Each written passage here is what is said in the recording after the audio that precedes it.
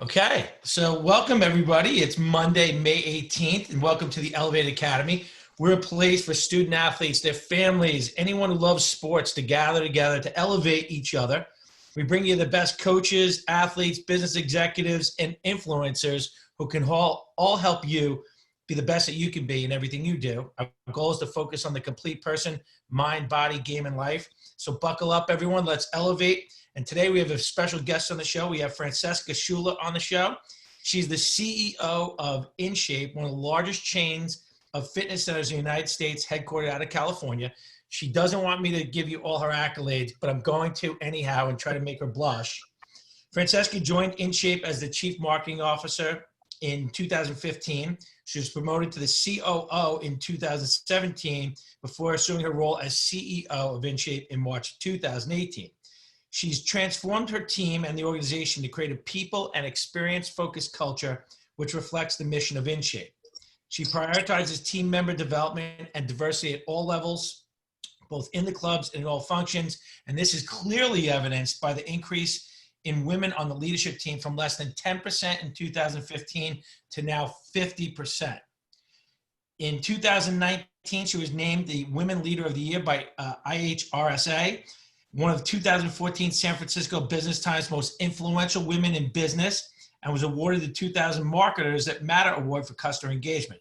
She holds an MBA, see she's blushing. She holds an MBA from Wharton, which is Penn, and it's like, that's okay. But more importantly, she has a BA in comparative literature from Brown. Welcome to the show, Francesca Schuler. Thank you, Dave. I can't believe you did that. But you never followed directions well, so that's okay. I'm not surprised. I've never followed directions well, ever. So this is a crazy time for us. And, you know, I know in your business, our industry, youth sports has been hit so hard, but the fitness industry itself has been literally traumatized. And one of the things I want to know is how are you handling all this right now? Yeah, great question. Armageddon is a word that has come to mind. We've used that a little bit. For those that may not know, we're obviously fitness studios and clubs are a membership business. So we charge monthly dues. Many of you probably pay them. And when we close our doors, we obviously aren't going to charge anybody because we're not open. So it's a surreal experience to go from doing well and revenue and all is good to zero revenue overnight. It is a very surreal experience. And we're still obviously at zero revenue in California. We haven't opened yet. So it has been definitely the most challenging time of my career, no question. I have shed a lot of tears for sure. But have also been incredibly humbled by the people on my team. It's an interesting thing. We talk a lot about culture at Ncaa, and we spent the last 4 years really building a culture we were super proud of. But what I have realized is the true test of a culture comes at times like this. You know, does it really run deep? And one of the silver linings of all this is, hand on heart, I can say our culture runs deep as it can run. You know, we bleed blue, that's for sure. So that's been amazing to see, and people have been so supportive that I'm so grateful. But it's been really hard. Yeah, for all of us. I mean, obviously, like in my case with youth sports and doing the stuff that we're doing, you know, I've joined several groups, and we're trying to help get some government assistance and lobbying out there to basically say, hey, listen, you know, can we open up the youth sports industry and get kids out on fields and get kids playing again? And then, you know, I think of you guys, you know, the same thing. It's like, okay, how do we get people back in gyms? You've obviously been working on contingency plans, I'm assuming. What do those contingency plans even look like right now? Yeah, so great question. So we've done a couple things. So the minute we shut down, we really wanted to make sure our members stayed fit, to be honest. So we obviously, like many, have offered online classes, on-demand classes. We have launched actually a virtual 5K that was wildly successful, actually. So I'm going to sign you up for our summer one, by the way, where we had some coaches, whether you were a beginner, intermediate, or advanced, we could coach you through it, but it sort of gave everybody a goal and got everybody outside across the country. So that was pretty cool, even though we're only based in California.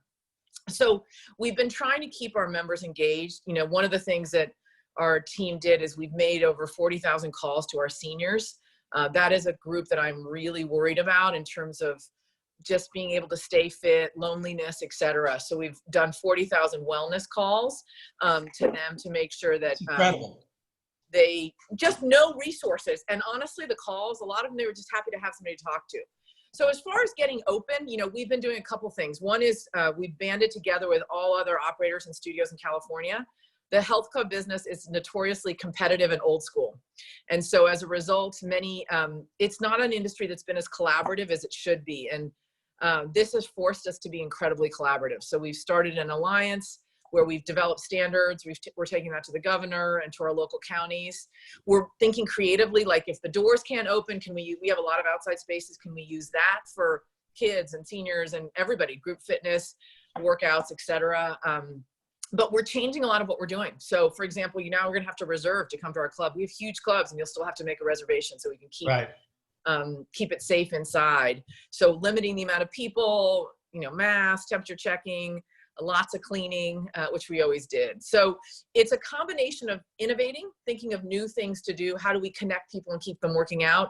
And just tactical, like how do we get the club safe so that people feel good about when they're ready to come back, we're ready for them. Yeah, I mean, I think that's one of the hardest parts, you know, and, you know, one thing I'm always like have some type of theme or something going on. And today I'm wearing my Holy Trinity hat here.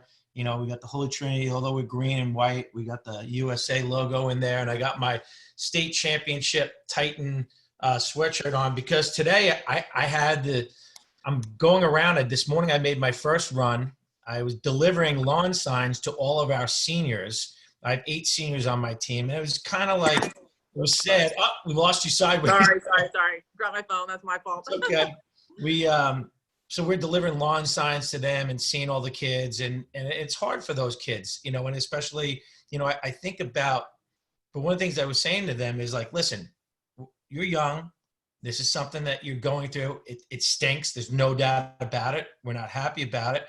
I wish we could be playing and competing for our second state championship, and we had a great team. But the reality of the world is, you know, I'm watching right around the block from me, literally around the block from me, there's a marina. In that marina is a marina supply store that's been there forever. That marina supply store just closed their doors. Inside of a marina, they just closed their doors. One of my favorite restaurants in Huntington, New York, that, you know, we support all the time. He's been there for probably 25, 30 years, just closed their doors. Louisville Slugger, been around since 1800, shut down, closed, done.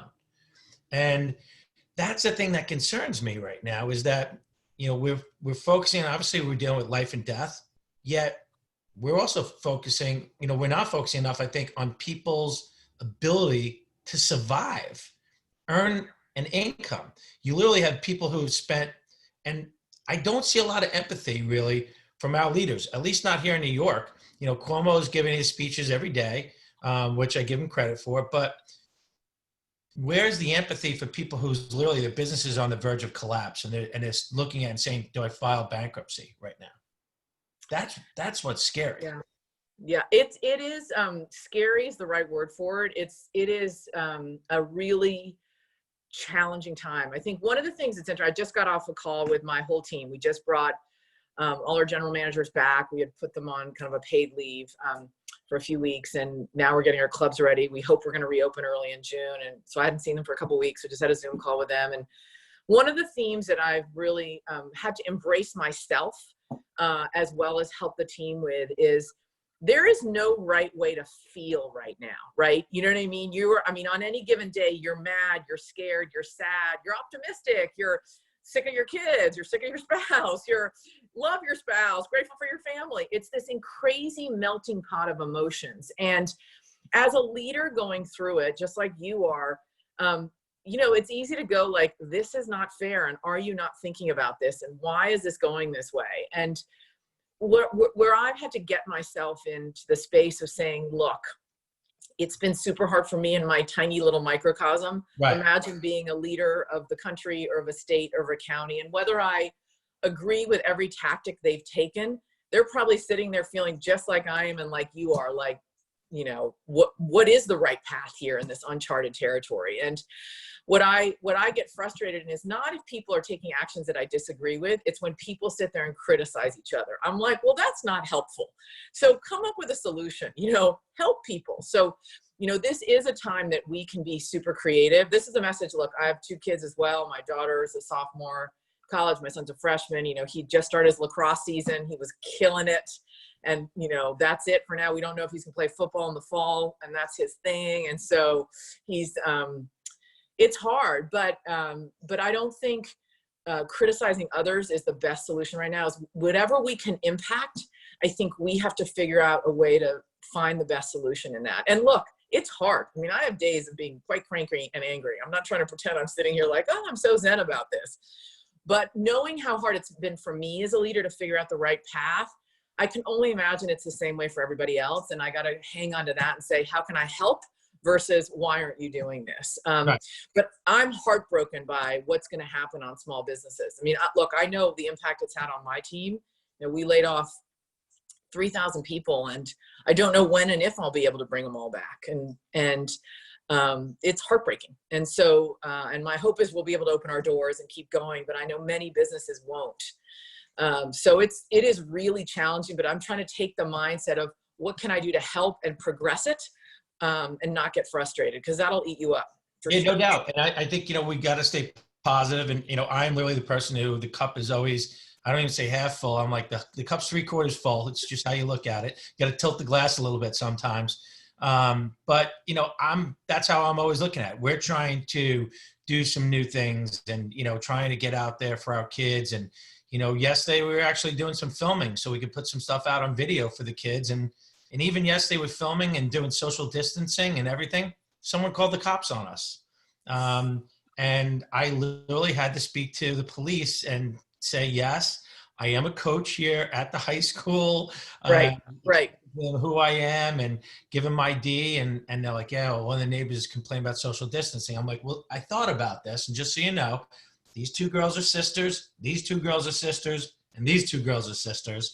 And that's why I had them out here so that they can actually be together and everyone else is separated. But, you know, just trying to do our best in every day. But let's focus on the positive, because 2019 was an unbelievable year for you. It really was. You know, you got the award for Woman of the Year, but you got that. It's not just some random award that's given out. You got it because you really implemented massive change in InShape with some of the things that you were doing. And I want to talk about that right now. You had some unbelievable achievements on a personal basis with what you do at InShape. What were some of the best achievements that you had over the last really 4 years?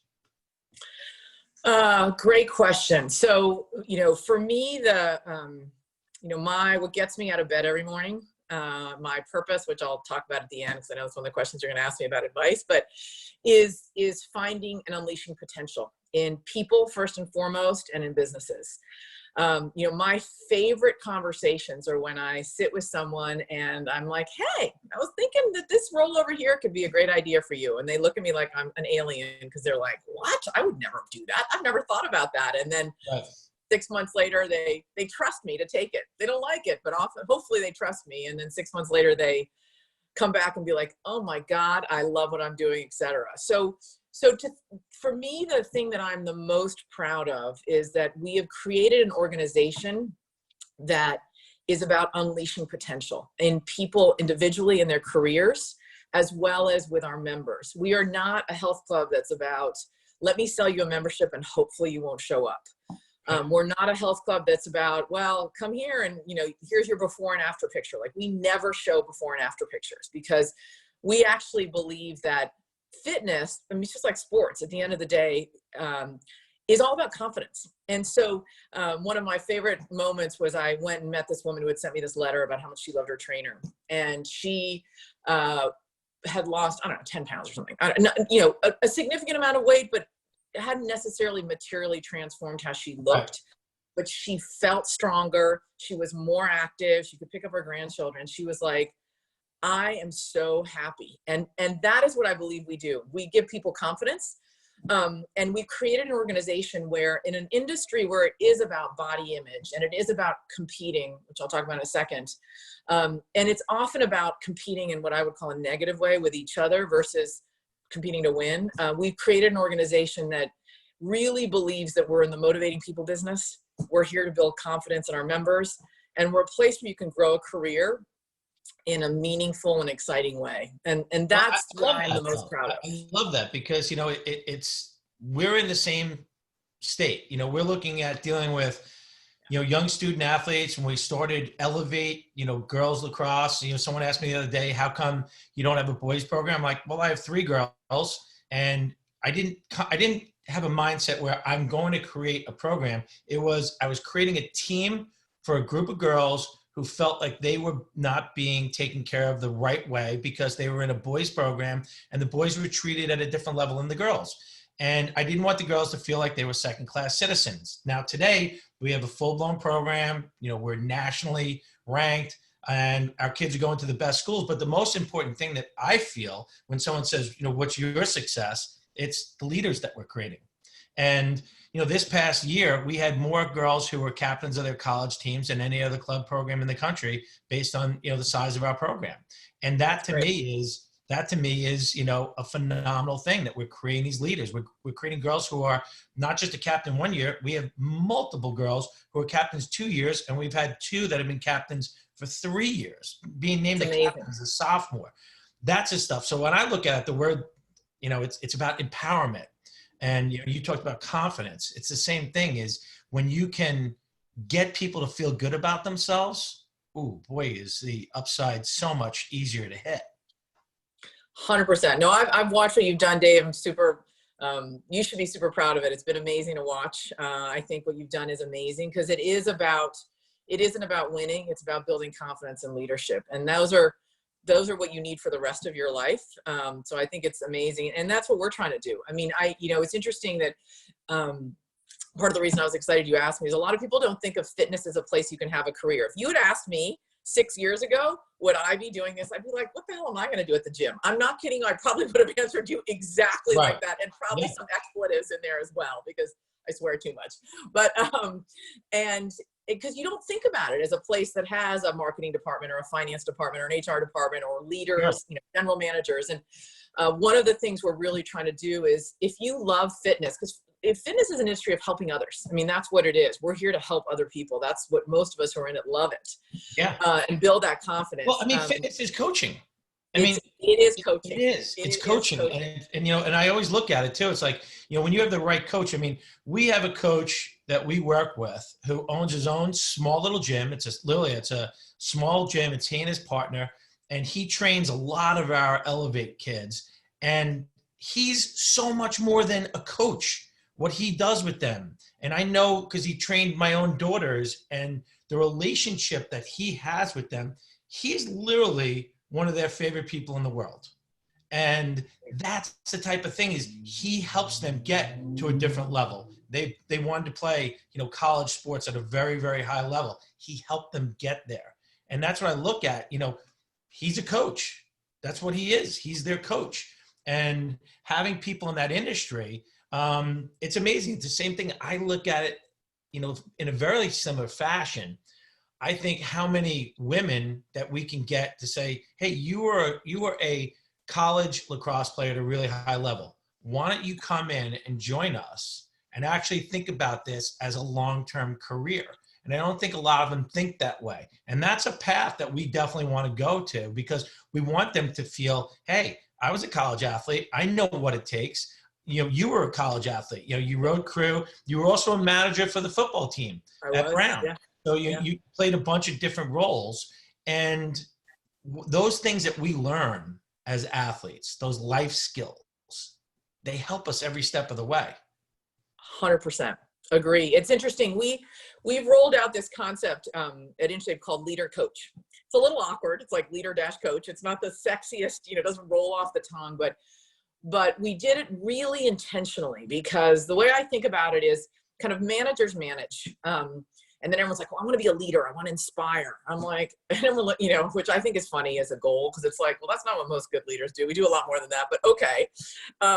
So leaders do inspire, but what I believe is leader coaches teach and inspire. And I think there's a lot of leaders who can be inspirational. They can chart a strategy or a direction. They can develop a game plan, and people will follow them through a wall, but they don't teach while they're doing it. And I think the teaching is actually how you change the world, in my opinion, as a leader. You know, you can have a win, and you can have a team that follows you, and you can have a moment of success. I mean, look at our story. Like, we had a great 2019. We were off to a great start in 2020. We were about to make an acquisition, open these clubs, and literally it was like Armageddon hit. Yeah. And I think what's helped us stay focused and together and working through this is because I have a team of leader coaches who are always thinking about, we call it a high performance mindset, but they're always thinking about teaching and inspire. They're not just thinking about inspiring, because right now it's super hard to inspire. As you probably know, it is hard to dig deep and inspire. It is. And it's a matter of, it's also, you know, you got to come up with different things in the beginning, you know, for our kids. When, you know, I'll give my high school, and the Catholic League was one of the leagues who really said, we want to try to get something out of the season and hold on as long as we can. They weren't one of the ones who came in right away and said, you know, we're going to shut down, we're done. They literally said, let's try to hold on as long as you can and give these kids some hope. And I appreciate that. So in the beginning, a lot of what we were doing was, okay, how are you going to stay in shape if the season kicks in tomorrow? So we did a lot of virtual classes and things like that, where we were getting it out there for the kids to work on, you know, working on their stick work and stuff like that. And what can they be doing? But it's changing. And now it's, you know, I'm getting requests from parents like, hey, we need to do Zoom calls just for the girls to be able to get together, see each other, talk to each other, feel good about each other, because that's the mental health side of things. Totally. 100%. We are dealing with a major mental health crisis right now, because, you know, the suicide hotline, they say their calls are up 400% right now. Yeah. 400%, because people are feeling desperate. Mm-hmm. And that's a scary thing. So yeah, I mean, you got to think outside the box right now. You doing 40,000 calls is amazing. Yeah. It's incredible. Yeah, it's you know, I'm with you on the mental health part of this. That's what scares me the most. And I'll be honest with you, I've seen in our team, the people who I thought would be like, you know, I'm kind of an introvert. I'm really motivated to work out on my own. I love my family.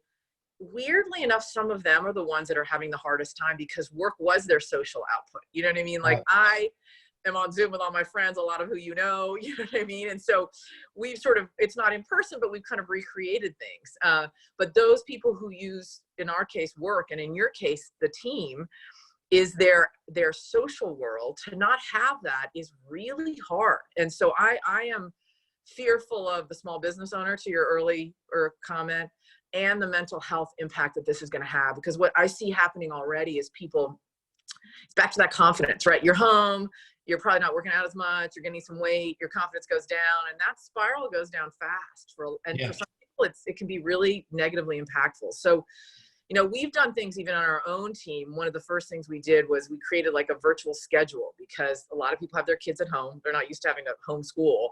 So we have a team workout in the morning, optional, but we have one. We do a recess every day at lunch where we read stories. So like, we've all dressed up as different characters. We've done stories. We do arts and crafts for the people who have little kids at home, just to give them a break. And then we do kind of an end of day session where we're actually do similar to what you're doing here. We just have a conversation. I've invited guests. We do it on Zoom, etc. Because I'm with you. I think the mental part of this is going to be hard for a while to come. It's not going to end like tomorrow if we all open up. It's going to be there for a while. And I think fitness and sports and team are critical to getting through that. Yeah, no doubt. I mean, I think it's unbelievable. You know, you had one of the things that I was doing a lot of, I'm amazed at what you've done in 4 years. I really am. And it's like, you know, I know we're good friends, but I'm literally blown away, and I love it. And especially as the dad of 3 girls, and I have, you know, whenever it's funny, because when I say my girls, people go, which girls are you talking about? Are you talking about your Elevate girls or your actual girls? I'm like, all of them, you know, all of them. But I think it's important for them to see, you know, someone like yourself, someone that they can look up to as a role model, and someone who's also making major strides in business. and making a difference in people's lives. But the thing I really was interested in were your 4 C's at InShape. Yeah.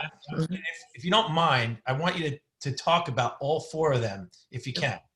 100%. Yeah. So, you know, at InShape, we talk about being in the motivating people business. We don't talk about being in the gym business. We really talk about, you know, I always say my biggest competitor is the snooze alarm. Often it's not another gym, it's the snooze alarm, or people's motivation. So we really view ourselves as being in the people business. And, you know, kind of our mission is to create kind of places of connection where people are motivated to stay healthy, fit, and happy, whether that's in the 4 walls, outside of the 4 walls, et cetera. And so we've developed these 4 C's, which are coaching, community, careers, and confidence. And that's kind of how sort of what we are known for. So coaching, which we've talked a little bit about, is we really are encouraging ourselves to think about being leader coaches and having this, what we call a high performance mindset. And in the high performance mindset is, I won't go through all of it. I'll give you a couple key points, because I do think this notion of developing leaders who are coaches is really important to build an organization that's sustainable and to help bring new talent along. So a couple things for us is, one, it's leading with our behaviors, which is being curious, being fired up, going above and beyond, and loving fitness. It's about being empowered. Probably one of the most important ones, though, the high performance mindset for us as a coach is to be a coach and to be coachable. I think often it's easy when you have the title CEO or leader or manager or coach to think it's a one-way street. And actually the best coaches, as you well know, are the ones who are the most coachable. And if I could give my younger self some advice, I would give my younger self a lot of advice, but that would be one of the things that I wish I had learned sooner: the power of being a coach and being coachable, because there's actually more power in being coachable, because you then open yourself up to learning from everybody around you, not just your boss. I want to hop on that for 1 second, because what you said is really important. We sent out a survey to Ncaa college coaches, Division 1, 2, and 3. And we asked them to rank what they were looking for in their players on 8 different characteristics that we had come up with. And what we did first was we asked them, what characteristics are they looking for? We took the top 8 and we said, okay, of these, what are the most important characteristics? The number 1 characteristic, coachability. Being coachable. And it's, what's interesting is, look, I think what happens, and I made this mistake, so maybe it doesn't happen to everyone, don't happen to me, is you're used to doing that when you're in school or you're on a team. But then you get out into the workplace, right? And you feel like you're striving and competing to win, et cetera. And it's easy to lose a little bit of that because you're focused on excelling and over delivering in a new environment. And I think that coachability is a gift if you're good at it in college, and don't lose it when you graduate. Right. Well, I think even more so, one thing too is, like you said, as you get into the workforce, it's so important, that coachability, but I look at it as almost there's another aspect of it. It's the ability to be open-minded into how other people work and what other people's views are.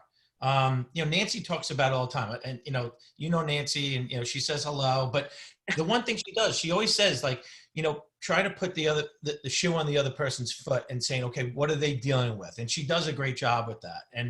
But when you look at it from, you're coming out of college, you're starting your job, the one thing I want to tell all the kids that I work with is be open to learning. Learning doesn't stop.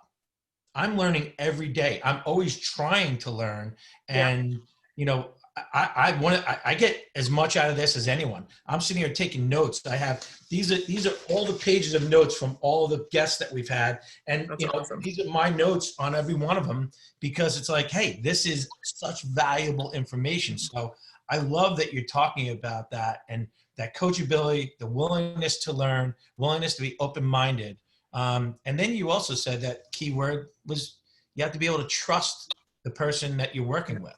Yeah, 100%. How do you develop that trust, though? I think part of it is, and again, you asked me sort of what's the best advice I've gotten. We can talk about that later, but I always think about this in terms of what are all the dumbass mistakes I made that I want to make sure my kids don't make. I think part of what happens with competitive people, and I'm a competitive person, and I don't apologize for being competitive. I think you need to be competitive to be successful. But there's a big difference between competing and comparing.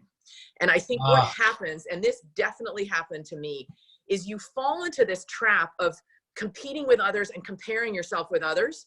And that leads to not being coachable. That leads to not listening. That leads to being so focused on the comparison versus actually what great competitors are is they understand the goal. They develop a plan. They execute the plan. They watch the game film when they see their mistakes, and they execute better the next time. And that's what great competitors do. And you were a great competitor. I was an average competitor. I was pretty competitive. I was an average athlete, pretty good competitor. And I think, I lost sight of that early in my career because I was focused on the wrong kind of competition. I was focused on comparing myself, thinking, well, that person's doing this. I mean, I should be doing that. I should be doing that. That is just stupid, to be honest with you. If I could take back the time I wasted on that and focus on just competing for myself, for my team, for the goal that I had, the team I was on had, the business I worked on had, it would have just been better and easier, quite frankly. And I would have been a better listener, and I would have been more coachable. What's interesting that you say that is I had one of the top coaches in the country on, and one of the things that she was talking about was too many times in coaching, and she was talking about coaching women.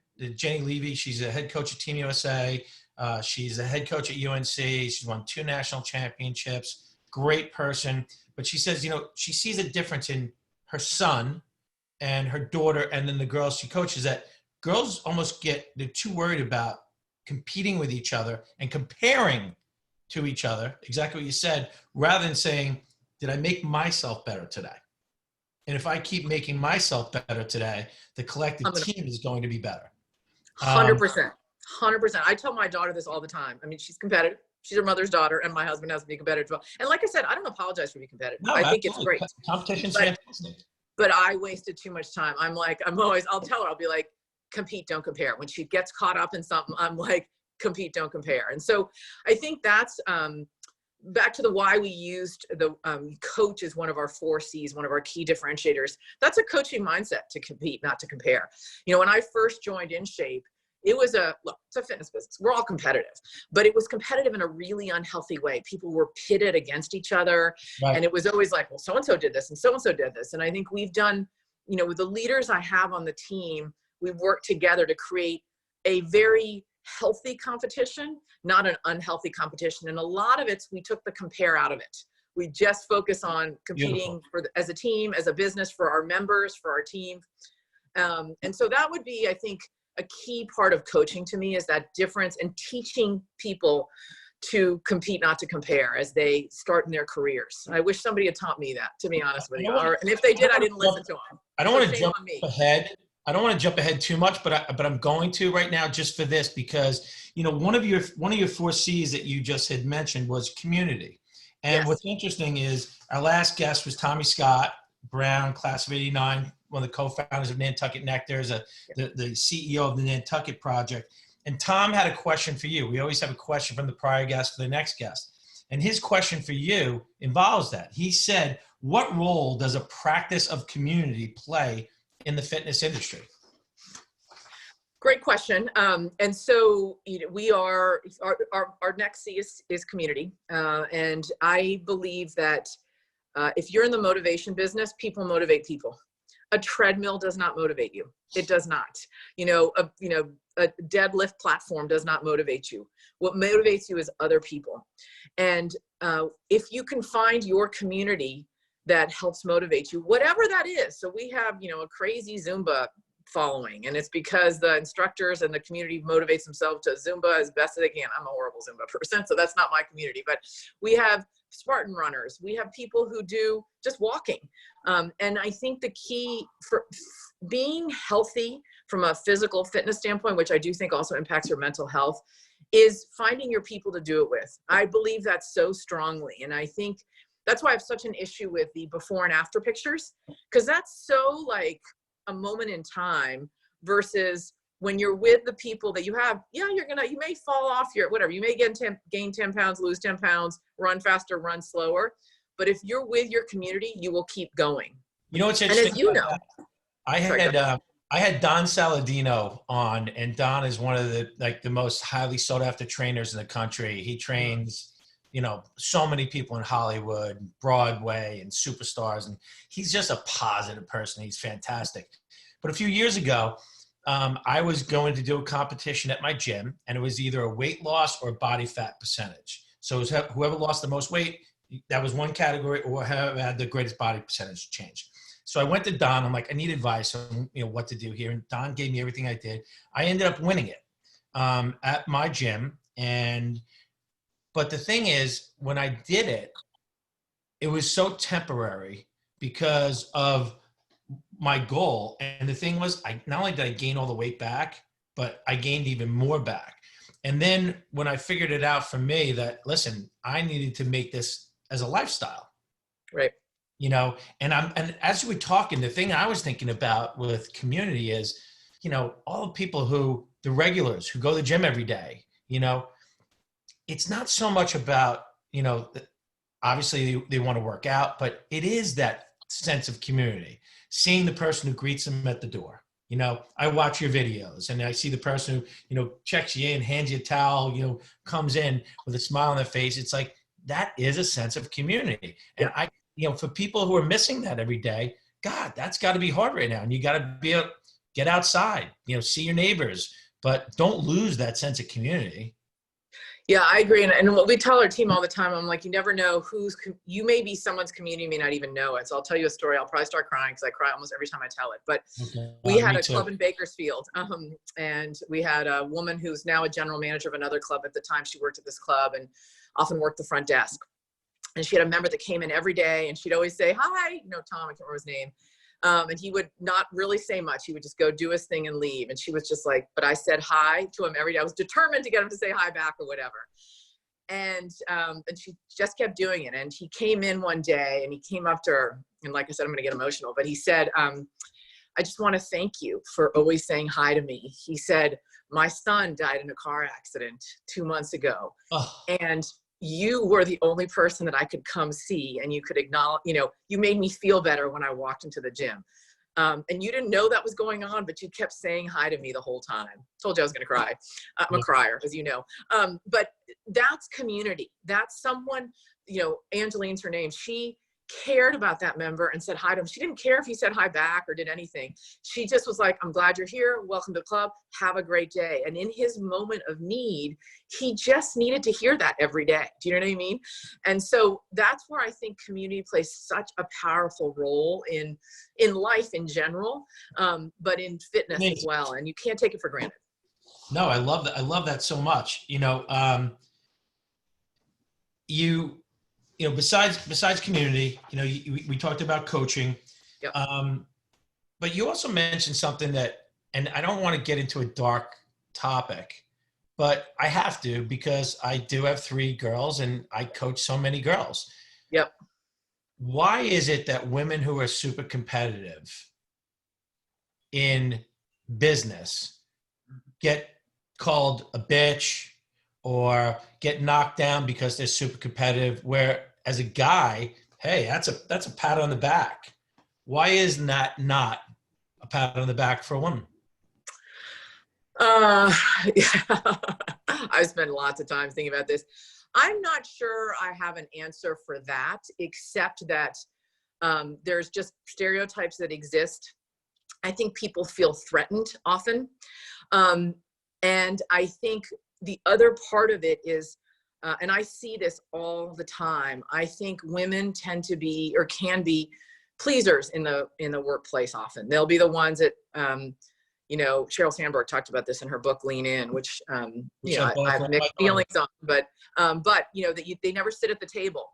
I've been in meetings a million times where somebody will come in, it's myself, another woman, and like 5 guys, and the person coming in will ask the woman to get whatever, make the copies. So I think it's a combination of feeling threatened. I think it's gender stereotypes.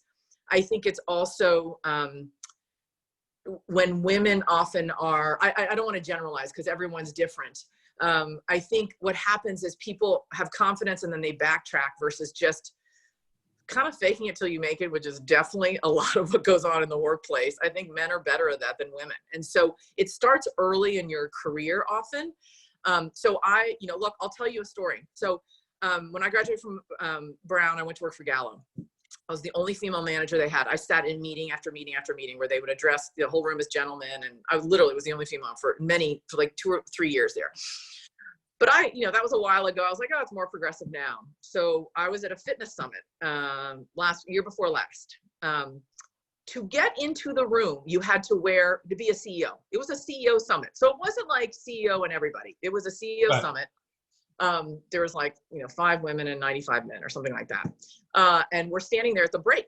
And mind you, I did not wear my waitress costume that day. So you'll see why I'm saying that. Standing there, the coffee comes in. There's 5 CEOs standing there, 5 men and 1 woman, myself.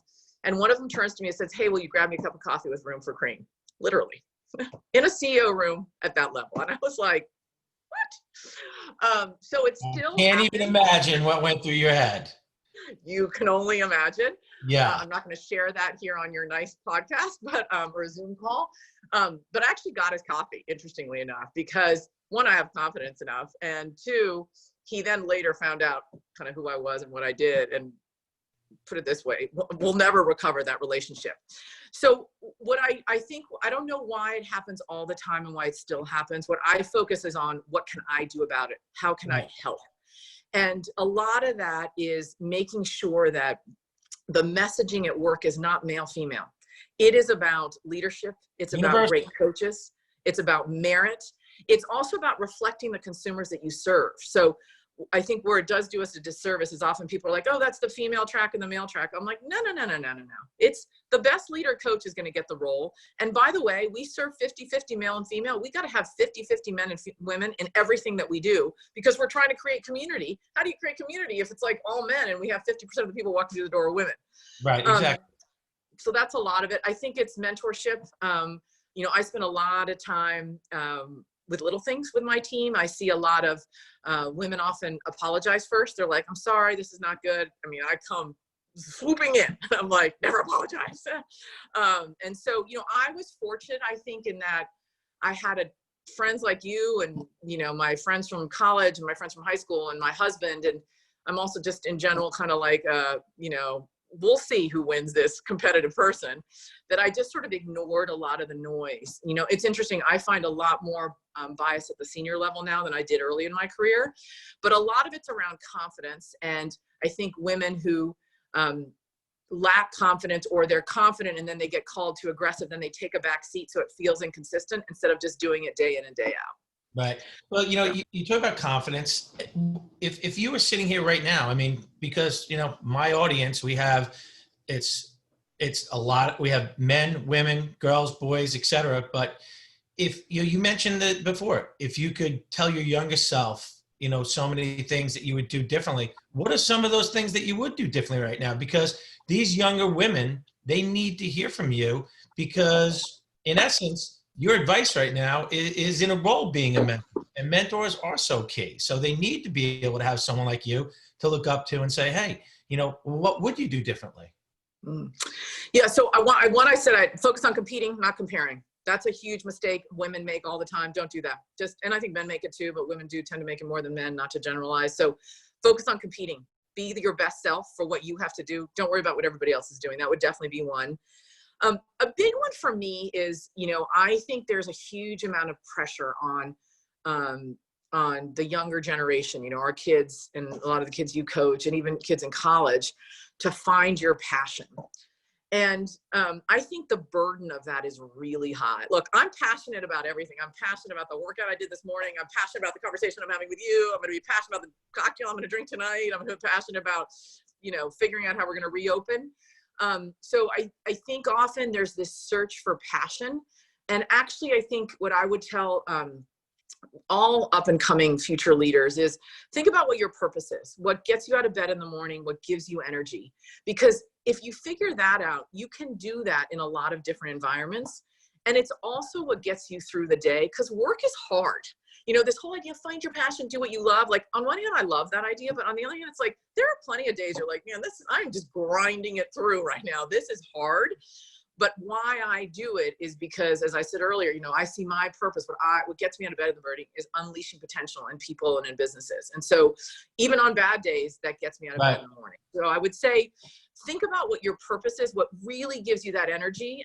Like, don't go into sales if you don't like people. Do you know what I mean? Like, not a good move kind of thing. Absolutely. Even if that's the sexiest job around, that's probably not your purpose, I mean. So I would definitely do that. I think, you said this earlier, but live curious, like always learn. I mean, if I could give any advice, that would be keep learning, be curious, because that makes life, it allows you to uncover things you never thought possible if you do that. And, you know, another big one for me is to laugh a lot and have fun. You know, I think it's easy. I think for women in particular, if you're a working mom, et cetera, there's a lot of guilt. And look, I had it too. You're always feeling like you're not good enough. I should be like as perfect as the mom that stays home, but I should also be as perfect as the executive that has no kids. That's just BS. No one's perfect. We all have lots of things, tons of flaws. So lose the guilt and focus on what you can do, not what you should do or you want to do or you think you should be doing. I think women in particular, that can drag them down a lot, is sort of this guilt of always having to be perfect at everything. And none of us are perfect at anything. And you know, one of the things I've learned to be much better about is being really open about my fears and my hopes and what I'm good at, what I'm bad at, and being really vulnerable, because I realize you're vulnerable and you're human. Exactly. In doing that, I'm giving permission to people who work for me to do that too. And look, it's not my natural instinct either. And I have really worked at that. Because I know how much time can be wasted feeling guilty of, like, I mean, I can't tell you how people are like, oh, you have it all. I'm like, I do not have it all. Like, well, Brene Brown, you know, her TED talk that she did on being vulnerable was, you know, amazing. And the funny thing was, you know, she had done the talk once before and had gotten a lot of views. And then when it finally went to the TED talk and she got millions of views, you know, one of the things she talks about, you know, being vulnerable was, she's like, I'm looking at some of the reviews of my TED talk and I can't believe how mean some of these people are. Totally. You know, and it's just shocking. But, you know, that's social media where people can criticize and, you know, and even, you know, with the younger generations now, it's like, you know, it's much easier for someone to ask someone out on a date, you know, via a text message rather than having to say to someone's face, you know, and we lose some of that connection. I think that's so important too. But, you know, I love everything that you talk about, especially the role of mentors. We need more women to be mentors. Yeah. We really do. I think that's crucial, because I know for me, I was really lucky because I had some great mentors, and I did have one mentor who was a woman, and I talked about her recently, Linda Marcelli. She was one of the most important people at Merrill Lynch. And Linda, when I say that she beat to her own drum, she beat to her own drum. Everything from how she dressed to the glasses that she wore. She was just different and unique. And I loved her for it. And, you know, the one thing she always said is, yeah, I'm different. And you know what? The key to life is differentiating yourself. Yeah. I'm like, oh God, she's so true. Because now when I'm dealing with kids who want to get recruited to play a sport in college, how are you differentiating yourself? Right. How are you differentiating? Yeah, on Mother's Day, I often send my team a couple pictures that are actually my daughter Ari and I's favorite pictures. So for 3 years in a row, when she was playing basketball in middle school, I sent her to team picture day with the wrong t-shirt. So for 3 years, not one, not two, but 3 years, we have the team picture and everyone's in purple and there she is in red. Everyone's in yellow, she's in blue. Everyone's in green, and then it's orange or whatever. I mean, I'm not kidding. You'd think I'd learn by the third year. By the third year, another mother was like, Francesca, do you need some help? But it's actually become one of like our favorite things between my daughter and I. And I use it as an example of, like, my daughter is this extraordinary young woman. She's at the theater school at SC. She also played sports. She's just an amazing person. And the fact that she had the wrong t-shirt on in her, whatever, sixth grade basketball piece, you know, picture didn't define her. And that goes back a little bit of, you got to forgive yourself. You got to let those things go, because as a competitive person, it's easy to think everything's going to work, and it's not. And I realize that's a little example, but it's one that I use a lot. And I used to remind myself when I find myself getting caught up in like, oh, this isn't exactly where I want it to be. You got to forgive yourself for that. And if you do, then other people will, and then their potential will become even better. It's when people are striving to be perfect all the time that it's really hard. And I think for women in particular, it is harder. And so that's a lot of what I spend time with with my team, and I ask them to help me with, to be honest with you, because I still need a lot of help. Let's help each other forgive ourselves for things and focus on what really matters. I think that's beautiful. I mean, I think that's so important. And, I even look at it, as you're saying that, I'm actually taking your words and going, oh man, how can I use this with my girls that I coach? And, I think it's important for them to be vulnerable with one another, to know that they have each other. And that's part of being a team. Yes. I said I'm obsessed, and I've talked to this with all the guests. I'm obsessed with the Michael Jordan documentary, The Last Dance, right now, Yeah. and watching it. But one of the things is, what does a great leader do? He makes, and she makes, all the people around them better. 100%. And that's what leaders do. And it's not gender specific. It's anyone. If you're a great leader, you're going to make those people around you better. And you seem like you're just doing an amazing job. This is, unfortunately, a major hiccup for all of us. But, I know you, and you're going to keep doing the things that you're going to do, and you're going to keep inspiring people and getting people to be the best that they can be. And, as you were speaking, I remember the first time I ever went out to Nike's headquarters, and I saw the huge poster of Steve Prefontaine, who was one of the first Nike athletes, that they created I'm in my office, so I got to shut my phone off here. The phone office is ringing. So, but one of the things that they have is that poster of him, and it's him running it. It just says, to give anything less than your best is to sacrifice the gift.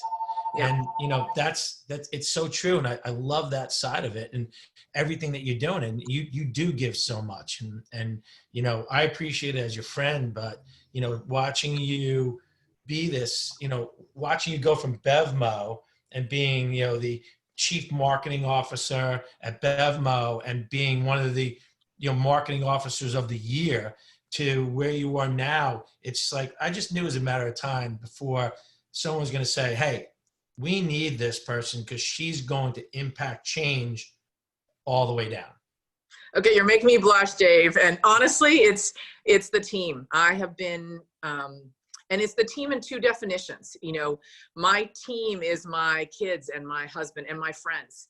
You know what I mean? Like, I would never be able to be doing what I'm doing today without my team or my tribe. And if I could give anybody advice, like, nurture that. That is a gift that lasts for the rest of your life. Your friends from high school, your friends from college, your friends are, you and I, like, we don't see each other as often. It's like we saw each other yesterday. You know what I mean? I know if I needed something and I picked up the phone, you'd be like, I gotcha. That is help. That gives you confidence to be successful and to do what you need to do. But it's also your team at work. I'm wearing my in-shape blue. We have, you can see it there. This is our team, our uniform color. I had a call earlier. We always wear a uniform together because we have kind of a one team mindset. But I would just be a person wearing a blue Under Armour half zip right now. I am, the CEO of InShape because of every single person that is on the team and what they teach me every day and what they deliver. So it is a team effort. I have the title. There it is. You're learning from your own team. Yeah. Yeah. I'm learning from my kids. It's like, when I have my 3rd and 4th graders are going out painting, motivational rocks and leaving them on my front step for me, I'm like, oh God, they're killing me right now. It's like, it's like waterworks. So we got to wrap up here. I've taken way too much of your time already, but you already answered the question from Tom Scott, who was our last guest, about community and the importance of that. But now you get the chance to ask a question of our next guest. And our next guest is Ricky Ulcek, who is the assistant GM of the brand new Seattle franchise of the NHL. They haven't even named their name yet. They have picked out their colors, and Ricky's telling me about how, he's in, literally looking at jerseys and emblems and all this stuff and everything. So it's pretty exciting for them and what they're going to be coming out with. But what is your question for Ricky Ulcek, who's also another Brown alum? What's your question for him? My question for him is, what would you what will you never take for granted again because of this sort of COVID pandemic? What's something that, Wow. you took for granted that you'll never take for granted again? For me, I'll answer the question. I'm excited to hear what he's going to say. For me, it's actually the power of human touch. I know that sounds really weird, but like the fact that I can't like high five somebody or give them a hug or get next to them, to have a conversation is just weird. Do you know what I mean? And I will never take that for granted again. I don't know if you saw Bill Maher and his commentary they recently had, but Bill Maher was talking about, and he was talking about, oh my God, the comedian who's on America's Got Talent, Howie Mandel. And he said, some people are looking at Howie Mandel and like, he's always been like this, and that maybe we need to be more like Howie Mandel. He goes, but I talked to Howie Mandel, and Howie Mandel says, what I have a sickness. I have OCD. He goes, no one should ever want to live the way I want to live. He's like, you need to be able to hug people, touch people, and do things like that. That's important. We just lost your video there for a sec. But sorry, my phone rang. Sorry. Okay, but those are the things that are so important. So I appreciate that your answer there. So now we get to the crux of this. The whole idea of what the Elevate Academy is about. It's about me wanting to give back to all the kids and the families that I have the ability to help, to touch, and make an influence on. And it's being able to pay it forward and give them advice and I don't want them to have to go the path that I went.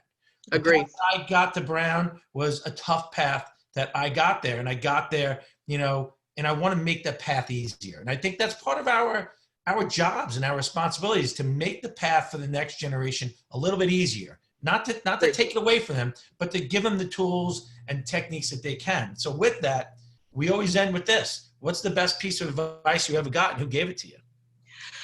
Yeah, so I don't know. I mean, I thought about this question. I've shared a lot of it, I think, through this conversation, so I won't repeat it. Some of it about coaching Coachable and finding your purpose.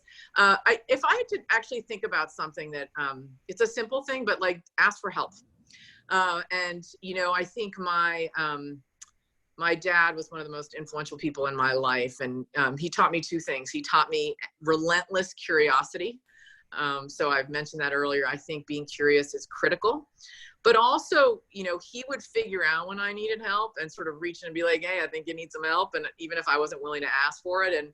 And through that, I think really taught me asking for help is okay. I don't do it well all the time, but I try to. And if I could, I think about what you're doing and my job, I feel the same way. It's my responsibility. The way I think about it is, don't make the same mistakes we made. You may make your own new ones, but let us help you at least avoid the dumb ones we made.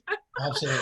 But I think what's important with that is because you're the parent of two kids who played sports. It's also, we're not saying don't be that helicopter parent. And now that you have all the different terms, you have the helicopter parent, you have the lawnmower parent, you have the snowplow parent, and now I came up with the banker parent who just buys their kids' way into a school.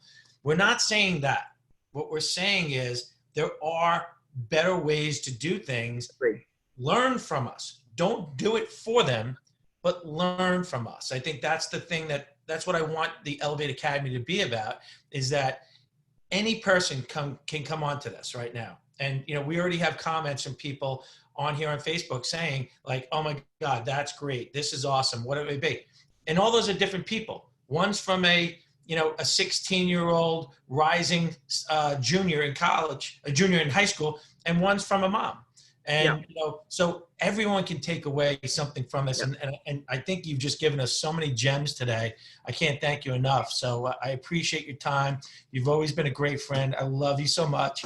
Love you too, Dave. Thank you for having me. I'm super proud of what you're doing.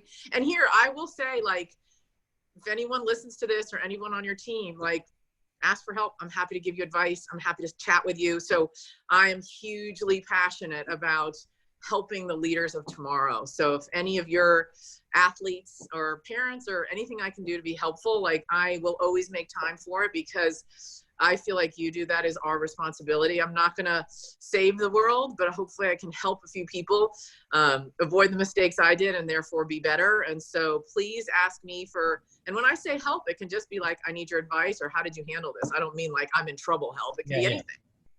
So please, anyone in your organization, I think what you guys are doing is amazing. And any way I can be supportive, please reach out. And particularly any female leaders who are trying to figure out how to chart their way. 100%. I can have help some you. people that I'm thinking about that I need to connect you with, some other Yeah. female leaders that I think you guys together would be phenomenal. So we'll make that happen. We have some great female guests that are coming up too, which we're very excited about. We have some people coming from the Women's Sports Foundation. The executive leadership group of the Women's Sports Foundation are going to be coming on the show. I'm excited about that. We have Susie Petroselli, who's coming on the show. Chelsea Peters, who's the COO of UNICEF, and she was a college lacrosse player. So we have some awesome people that are going to be coming on the show. We're excited about I think it's great. What you're doing is great. I think so much. These conversations are great. You're awesome. Keep elevating. Everyone else, we'll see you on Wednesday at 1 o'clock with Ricky Ulcek. We're switching gears. We're going to talk about some hockey, but everything comes back to life, and you know that's what we do at the Elevate Academy. So go elevate someone else today. Elevate yourselves. Take care of yourselves mentally, spiritually, physically. Do the things you need to do, and we are out. So thanks so much, Francesca. We love you. Love you too, Dave. Thank you. Franny. Bye. See ya. See ya.